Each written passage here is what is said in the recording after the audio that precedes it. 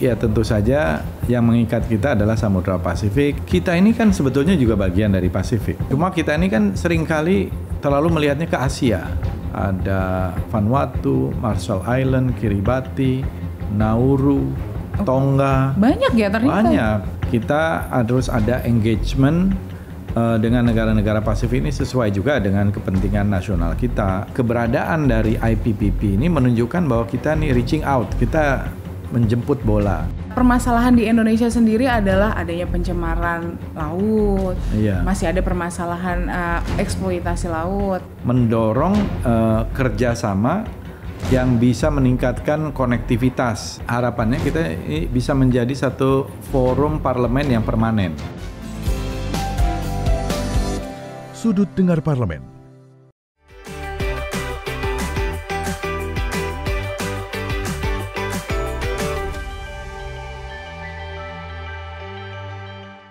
Kembali lagi di Sudut Dengar Parlemen bareng Nadia Kanaya yang lagi ngedengerin di Radio Republik Indonesia, Radio Parlemen, Spotify-nya Radio Parlemen, terus ada juga YouTube dan TV Parlemen. Wah, pasti pada yang lagi nonton pasti bingung, nih Nadia di mana kok ruangan podcastnya beda? Iya, Nadia ada di suatu tempat yang nyaman dan menyenangkan sekali. Nadia mau membahas sesuatu. Kemarin tahu kan ada World Water Forum. Terus teman-teman kayak, hah emang ada ya pembahasan air tingkat dunia? Ada, sekarang ada lagi namanya IPPP. Forum ini apa ya? Membahas apa ya? Indonesian Pacific Parliamentary Partnership. Kok ada Pasifiknya? Nah, emang itu membahas samudra? Kita bahas aja. Karena sudah ada Ketua BKSAP DPR RI Bapak Fadlizon yang menemani Nadia. Apa kabar Bapak? Terima kasih sebelumnya saya sudah diundang ke ruangan yang nyaman ini mau berbincang-bincang soal IPPP. Kemarin sudah ada World Water Forum, masyarakat Indonesia, oh ternyata ada ya pembahasan air tingkat dunia. Sekarang ada Indonesia Pacific Parliamentary Partnership. Pasifik, mereka pasti akan, Samudra Pasifik kali ya yang dibahas atau apa nih negara-negara di bagian Pasifik. Memang sebenarnya ini forum apa dan kenapa harus ada forum Indonesia dan negara-negara Pasifik ini? Oke, terima kasih Nadia. Forum ini yang disebut Indonesia Pacific Parliamentary Partnership ini adalah forum parlemen dari negara-negara Pasifik dengan Indonesia. Oke. Jadi Pasifik ya tentu saja yang mengikat kita adalah Samudra Pasifik. Kita mempunyai kesamaan samudra dan di situ ada negara-negara kepulauan. Oke. Negara-negara kepulauan ada yang besar, ada yang kecil, yang merupakan bagian dari Pasifik itu. Nah, kita ini kan sebetulnya juga bagian dari Pasifik. Ada negara provinsi-provinsi kita itu yang memang bahkan secara etnis gitu ya bagian dari Melanesia. Iya. Ada seperti Papua, kemudian Maluku, Nusa Tenggara Timur. Nah, itu bisa dikategorikan sebagai Melanesian Pacific ya, dan kategori itu. Dan luas wilayah kita ini kan 2/3 atau 3/4 adalah laut. Ya, betul. Jadi berbatasan langsung. Cuma kita ini kan seringkali terlalu melihatnya ke Asia, kurang melihat kita kepada sebagai orang Pasifik. Yes. Nah, jadi ini adalah forum untuk berdialog, bermitra dengan negara-negara Pasifik, khususnya Pasifik Selatan. Ya. Di situ ada seperti Papua New Guinea, ada Fiji, ada Solomon Island, ada Vanuatu, Marshall Island, Kiribati, Nauru, Tonga. Banyak ya ternyata. Banyak, ada belasan. Oh, ada belasan. Kemudian New Caledonia atau Caledonia Baru, kemudian ada Micronesia, ya, dan ada negara-negara seperti yang mungkin masuk kategori negara terkecil di dunia, New. New, gitu ya. Oke. Jadi yang jumlah penduduknya mungkin hanya 1.600 gitu ya. Kecil ya Pak kalau dibandingin Indonesia. Ada yang 17.000, ada yang 100.000, ada yang puluhan ribu gitu. Tapi mereka adalah sebuah entitas negara, diakui juga sebagian besar oleh Perserikatan Bangsa-Bangsa. Nah, kita membuat IPPP ini untuk berdialog dengan mereka karena kita ini kan negara yang dianggap negara yang punya penduduk terbesar di wilayah ini. Di wilayah Pasifik itu untuk ya 280 juta penduduk dengan letak yang strategis di antara Asia dengan Australia, benua. Dan saya kira banyak kesamaan budaya, sejarah gitu sebetulnya ya. Kalau kita pelajari migrasi, mungkin sebagian penduduk di wilayah Pasifik Selatan itu adalah datangnya dari sini. Oke, berarti untuk totalnya sendiri nantinya yang akan hadir ada yang sudah confirm, Pak? Sejauh ini sudah lebih dari 9 negara yang akan hadir, ya, dari belasan negara yang kita undang. Nah, parlemen ini penting karena sebagian besar negara-negara di Pasifik ini juga negara-negara yang sistemnya parlementer. Jadi isu-isunya tentu juga isu-isu pasti yang relevan dengan isu-isu yang ada di Pasifik. Sebagai contoh ya, waktu tahun 2018 itu kita mengangkat tema, kalau nggak salah itu Human Development and Maritime Sustainability. Nah itu tema yang saya kira juga aktual dengan negara-negara Pasifik. Dengan kondisi geografisnya juga ya Pak ya? Kalau tahun ini kita setelah 6 tahun kemudian, jadi rencananya sebenarnya dulu 2018, 2020 akan kita selenggarakan, tapi ada COVID. Kemudian setiap 2 tahun rencananya. 2024 kita tidak bisa karena kita menjadi tuan rumah IPU Interparliamentary Union dan juga kita menjadi tuan rumah Parlemen G20. Nah 2024 inilah bisa kita realisasikan. Untuk yang kedua berarti. Untuk yang kedua ini. Dan kita berharap kalau bisa forum ini bisa menjadi forum yang permanen. Jadi kalau nanti mereka setuju, ya ini menjadi satu forum yang permanen. Jadi semacam assembly. Jadi sidang gitu ya. Jadi Indonesia Pacific Parliamentary Assembly. Nah, kita pengen salah satu outputnya itu. Nah, temanya yang sekarang ini kita akan membahas Partnership for Prosperity, Fostering Regional Connectivity, and Inclusive Development.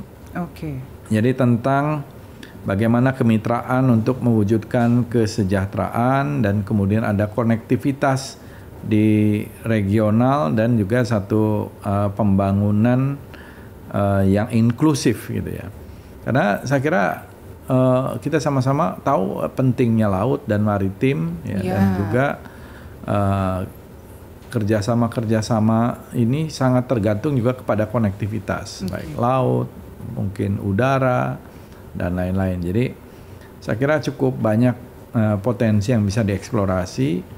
Mungkin sekarang kelihatannya dari sisi neraca perdagangan mungkin tidak terlalu besar, tapi dari sisi lain lebih banyak ya. Dan belum tahu lagi, siapa tahu nanti ke depan akan ditemukan sumber-sumber atau resources, mineral resources yang langka atau mineral resources yang memang dibutuhkan oleh banyak negara di wilayah-wilayah itu. Mungkin saya akan menanyakan sebenarnya benefit apa yang nantinya didapat Indonesia ketika pastikan pariwisata, sektor pariwisata kita juga akan terdongkrak dengan kedatangan negara-negara Pasifik. Nah, selain itu, apa nih benefit lain yang bisa didapat? Terus saya juga akan menanyakan soal bagaimana nih, kita kan berada di wilayah laut nih Pak.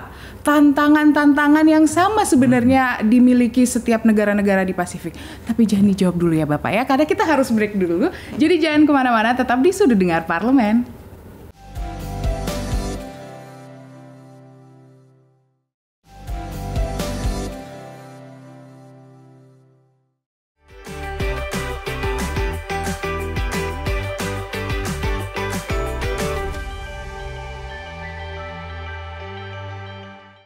Kembali lagi di Sudut Dengar Parlemen, tentunya masih sama Nadia Kanaya dan Pak Fadlizon yang sudah meluangkan waktu di tengah kesibukan yang super padat, masih ada di Sudut Dengar Parlemen. Nah Bapak, kembali lagi nih, dari acara perhelatan itu nanti akan diadakan di tanggal 25-26 Juli 2024 ini kan.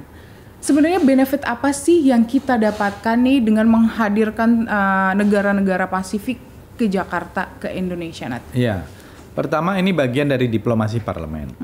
tugasnya BKSAP, Badan Kerjasama Antar Parlemen, menurut Undang-Undang MD3 ya focal point-nya adalah diplomasi parlemen. Dan ini adalah badan yang khusus secara multilateral, internasional, regional, bilateral, dan bahkan diplomasi individual dari anggota parlemen itu disalurkan melalui badan ini. Nah, ini adalah satu bagian yang penting untuk diplomasi parlemen. Kita harus ada engagement dengan negara-negara Pasifik ini sesuai juga dengan kepentingan nasional kita, national interest kita. Karena hakikatnya politik luar negeri kita kan adalah kepentingan nasional. Nah, kita juga tentu secara kolektif bagian dari ASEAN mempunyai melalui apa yang disebut sebagai ASEAN Indo-Pacific Forum. Ini merupakan wujud dari ASEAN Outlook on di Indo-Pacific gitu ya. Ini yang diadopsi tahun 2019 itu di ASEAN. Jadi bagaimana kawasan Pasifik menjadi kawasan yang terintegrasi, saling terhubung erat dan juga memiliki berbagai macam peluang untuk perdagangan, ekonomi bersih, ekonomi yang adil dan lain-lain. Nah, memang tantangannya itu sekarang ini cukup lumayan ya, challenges. Ya. Misalnya tantangan terkait dengan konektivitas, tantangan masalah perubahan iklim, climate change. Kita lihat bahwa di negara-negara Pasifik yang merupakan kepulauan, mereka berada di tengah-tengah samudra, itu juga dengan perubahan iklim ini mereka termasuk yang paling terkena dampaknya. Hampir banyak juga ya untuk kondisi-kondisi yang bencana dan yang lain-lainnya itu juga akan menjadi materi pembahasan di sini. Saya kira itu juga bagian dari pembicaraan kita, apa yang bisa dilakukan di dalam pencegahan maupun mitigasi bencana, badai, perubahan cuaca yang ekstrim, bahkan air yang pasang dan itu sebagainya. juga nanti akan dibahas secara detail. Ya, saya kira itu tidak terhindarkan gitu ya. Kita akan mendengarkan paparan dari masing-masing negara itu tentang situasi dan kondisi mereka. Ya, dan saya kira Indonesia juga dianggap sebagai negara yang relatif lebih maju ekonominya dan lain-lain. Ini pasti mereka juga minta bagaimana kerjasama dan perhatian Indonesia itu lebih besar ke negara-negara Pasifik. Ya, bukan hanya negara-negara tertentu yang memang di kawasan itu cukup dominan pengaruhnya kepada mereka. Jadi kita juga diharapkan supaya bisa menciptakan semacam keseimbangan baru di kawasan Pasifik Selatan ini. Dan saya kira Indonesia sudah menyadari dan keberadaan dari IPPP ini menunjukkan bahwa kita nih reaching out, kita menjemput bola untuk mengundang parlemen negara-negara Pasifik ini, karena mereka itu kan juga dipilih oleh rakyatnya, dan seperti kata pepatah kan tak kenal maka tak sayang. Nah, inilah momennya. Inilah momennya juga kita memperlihatkan bahwa Indonesia ini sudah seperti ini. Apa yang kita lakukan adalah satu yang selalu positif, selalu pro kepada perdamaian, pro kepada pembangunan, pro kepada ekonomi yang berkelanjutan dan seterusnya. Jadi kita juga ingin membicarakan peluang-peluang dan mendengarkan juga apa sih tantangan-tantangan yang mereka hadapi dan apa yang bisa kita bantu. Kira-kira begitu. Berarti nanti sesi sharingnya itu akan membuka sebenarnya permasalahan ini. Kemungkinan ada kayak poin untuk summary poinnya gitu, Pak? Yang penting ini menjadi satu platform untuk dialog, diskusi, saling bertukar pengalaman, best practices. Mungkin mereka ingin belajar sesuatu dari kita, mungkin juga kita ingin mengetahui sesuatu dari mereka. Saya kira itu yang biasa dilakukan oleh parlemen. Parlemen itu biasanya diplomasinya jauh lebih rileks. Ya, artinya bisa bicara lebih bebas, tidak harus kaku, tidak harus formal. Dan sebagian mereka itu kita sudah kenal secara pribadi. Jadi mereka juga ada yang pernah datang tahun 2018 dan kita sering juga bertemu di beberapa forum. Terakhir ketemu juga di Abu Dhabi ketika PCWTO, kemudian juga bertemu di beberapa forum internasional yang lain, yang ketua-ketua parlemen ini. Okay. Nah, kita berharap kehadiran mereka ini bisa memperkuat hubungan Indonesia dengan negara-negara Pasifik. Oke. Kesamaan lainnya adalah kita kan sama-sama nih Pak memiliki berada di Samudra Pasifik yang otomatis setiap daerahnya memiliki laut-lautnya juga. Permasalahan di Indonesia sendiri adalah adanya pencemaran laut, masih ada permasalahan eksploitasi laut. Nah, untuk hal-hal tersebut apakah nantinya juga akan dibahas dan mungkin bisa juga menjadi sharing di negara-negara bagian Pasifik juga yang mengalami hal yang sama?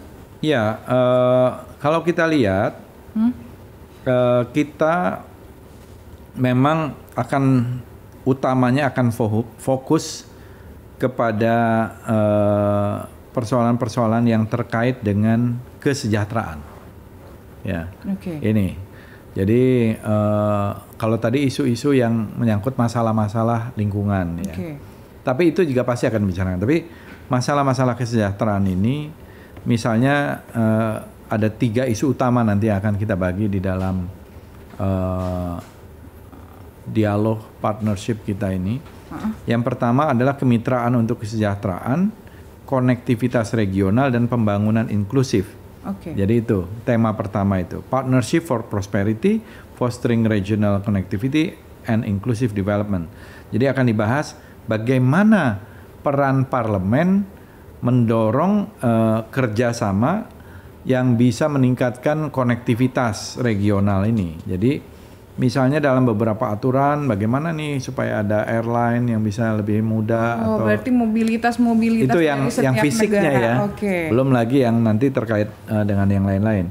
Strategi menjadikan kawasan Pasifik ini stabil, makmur, juga terkait dengan keberagaman antar bangsa, menghormati kedaulatan, mengutamakan komitmen kerjasama, mendorong kesejahteraan dari satu ekonomi yang berkelanjutan. Itu yang tema pertama. Kedua, itu tema menghubungkan laut dan juga manusia serta peluang tantangannya. Jadi connecting our seas and people, opportunities and challenges. Jadi bagaimana menghubungkan laut dan manusianya. Ya, kalau dulu kan memang jalurnya hanya laut, ya, semua penjelajahan samudra dan lain-lain itu dihubungkan oleh laut. Dan bagaimana peluang dan tantangan-tantangannya. Jadi kalau kita lihat konektivitas udara, teknologi komunikasi juga menjadi sesuatu yang menjadi platform untuk konektivitas itu. Dan kalau kita lihat ini nanti bisa bicara lebih lanjut lagi hal-hal apa yang terkait dengan konektivitas ini yang bisa menciptakan pertumbuhan. Yang ketiga itu tentang potensi maritim untuk pertumbuhan berkelanjutan dan inklusif. Jadi harnessing maritime potential for sustainable and inclusive growth. Nah, ini membahas sejauh mana potensi maritim berkontribusi terhadap pencapaian SDGs, tujuan pembangunan berkelanjutan. Jadi pemberdayaan perempuan juga menjadi penting untuk mendapatkan manfaat dari pembangunan ekonomi, potensi peluang kawasan Pasifik dan lain-lain lah. Karena itu terkait dengan beberapa isu. Itu isu-isu utama kalau kita kaitkan. Tapi masalah-masalah yang terkait dengan waste, ya, masalah-masalah perubahan iklim dan lain itu pasti akan disampaikan di dalam statement dari masing-masing negara biasanya gitu. Nextnya seperti apa nih IPPP? Apakah ada yang ketiga? Di mana dan seperti apa? Nah, kita bahas ya nanti ya. Jadi jangan kemana-mana, tetap di Sudut Dengar Parlemen.